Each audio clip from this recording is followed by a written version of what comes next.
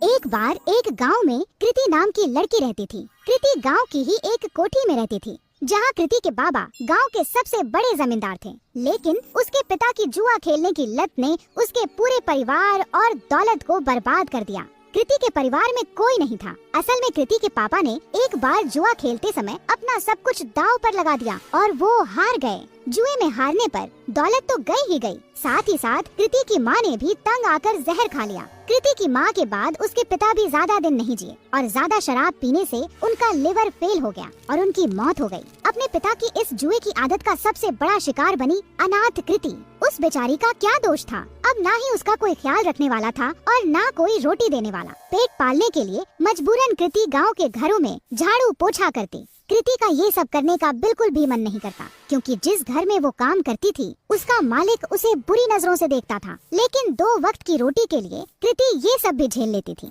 कृति रोज सुबह सुबह गांव के मंदिर में जाती और अपनी दर्द भरी कहानी भगवान को सुनाती। हे ईश्वर, किस जन्म का तू मुझसे बदला ले रहा है? क्योंकि इस जन्म में तो मैंने किसी का भी बुरा नहीं किया। अब तू ही बता, अगर मेरा बाप जुआ खेलता था तो क्या इसमें मेरी गलती है? मैंने तो हर बार उन्हें जुआ खेलने से रोका, यहाँ तक कि रोकने के चक्कर में मार भी खाई, लेकिन हमेशा यह विश्वास रहा कि एक दिन तू सब ठीक कर देगा। मैंने तुझ पे भरोसा किया और तूने मेरे भरोसे का आज मुझे ये सिला दिया। न खाना है न कोई अपना, काम पे भी मालिक बुरी नजर से देखता है। क्या यही तेरी महिमा है?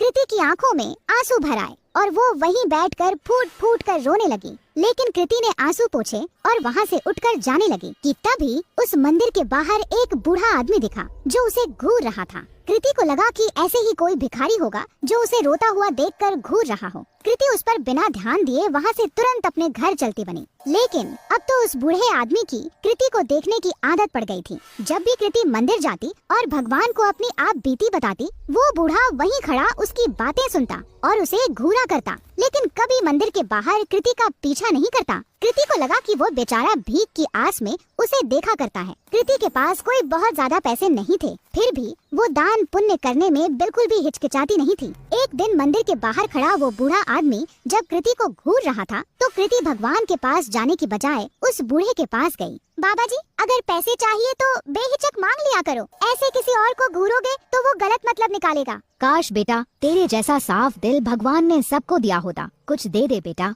कृति ने अपनी जेब से एक 10 का सिक्का निकाला और उस भिखारी के जेब में डाल दिया। बाबा जी, अभी इतने ही हैं, आगे जब ज्यादा कमाने लगूंगी तब ज्यादा दूंगी। अरे बेटा, सच्चे दिल से दिए गए 1 रुपए भी मैं खुशी खुशी रख लूं, फिर तेरे 10 रुपए तो लाखों के बराबर हैं। भगवान तेरा भला करे। ये कहकर वो भिखारी चला गया। किसी गरीब की मदद करके कृति को बहुत खुशी हो रही थी। कृति मंदिर में दर्शन करके फिर से अपने घर चली गई। उस दिन जब कृति अपने मालिक के घर काम करने गई तो वहाँ पर उस दिन उसके मालिक के अलावा कोई नहीं था। क्या हुआ मालिक, आज घर पर मेम साहब नहीं है क्या? मेम साहब वो तो आज अपने मायके गई हुई हैं। वैसे उनके बारे में क्या पूछ रही हो? भला तुम्हारे और मेरे बीच में उनकी क्या जरूरत? अपने मालिक से ये सुनकर कृति कुछ सहम सी गई।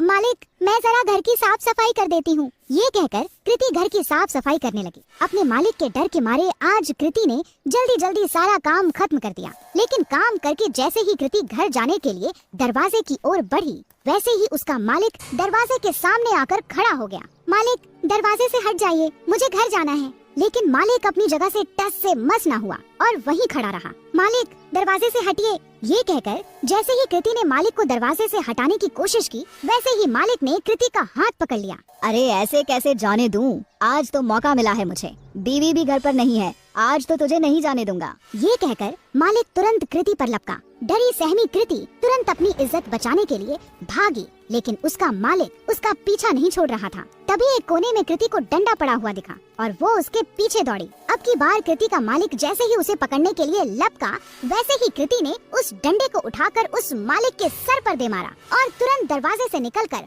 वहाँ से भाग गई। फूट फूट कर रोती कृति बिना रुके भागती जा रही थी। भागते भागते रात में कृति उस मंदिर पहुंची जहां वह रोज सुबह जाती थी। मंदिर में पहुंचते ही कृति भगवान की मूर्ति के चरणों में जा गिरी। हे ईश्वर, क्या मेरा पैदा होना ही गुनाह है जो तू मुझे इतनी बड़ी सजा दे रहा है?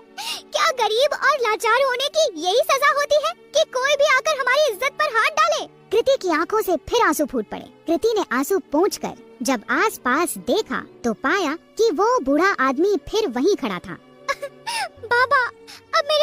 कुछ नहीं है आपको देने को। बच्चा, मैं तुमसे भीख लेने नहीं बल्कि कुछ देने आया हूँ। लेकिन क्या? तेरी कोठी के पीछे वाले कमरे में एक जादुई खजाना है जो सही समय आने पर अपने आप तेरे हाथ में आ जाएगा। ग्रहों की दिशा बता रही है कि आज ही वो सही समय है। कृति पहले से ही परेशान थी और ये सब सुनकर उसे और गुस्सा आ गया। बाबा जी, आपने मेरा दिल बहलाने के लिए ये सब कहा, मुझे बहुत अच्छा लगा, लेकिन मुझे झूठ पसंद नहीं। ये कहकर कृति अपनी कोठी की ओर चल दी। उसे बार बार ये डर सताए जा रहा था कि अगर उसका मालिक बेहोशी से उठ गया तो उसे जिंदा नहीं छोड़ेगा। वहीं दूसरी ओर उसके दिमाग में उस बूढ़े भिखारी की भी बात चल रही थी। घर पहुँचते पहुँचते आसमान में बादल छा चुके थे और ऐसा लग रहा था कि मानो जैसे बहुत जोर की बारिश होने वाली है। कृति के कोठी में पहुँचने के कुछ देर बाद ही बारिश शुरू हो गई और बहुत जोर से पानी बरसने लगा। मूसलाधार बारिश के चलते कृति की पुरानी कोठी की छत से पानी टपकने लगा। आज तक कभी कृति ने इतनी तेज बरसात नहीं देखी थी। कृति जैसे ही छत की मरम्मत के लिए अपना छाता निकालकर बाहर गई, वैसे ही उसका छाता तेज हवा में फट गया।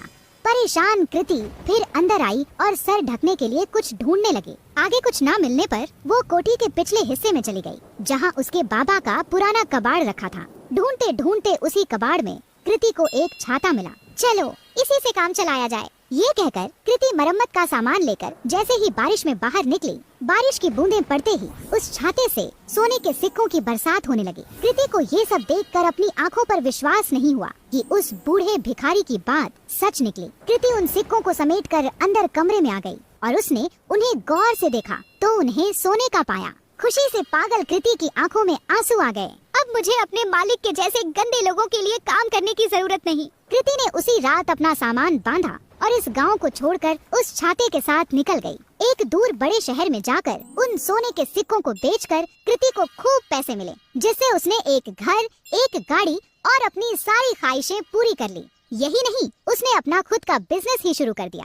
इस तरह कृति की सारी गरीबी उस जादुई छाते ने दूर कर दी और अपने गंदे मालिक से बहुत दूर कृति सुकून से अपनी जिंदगी जीने लगी।